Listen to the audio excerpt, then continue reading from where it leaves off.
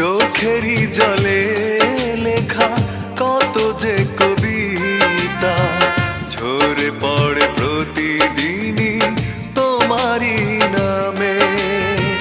চোখেরই জলে লেখা কত যে কবিতা ঝরে পড়ে প্রতিদিনই তোমারই নামে।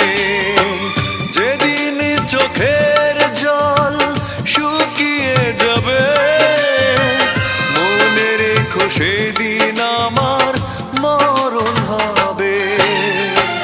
চোখেরই জলে লেখা কত যে কবিতা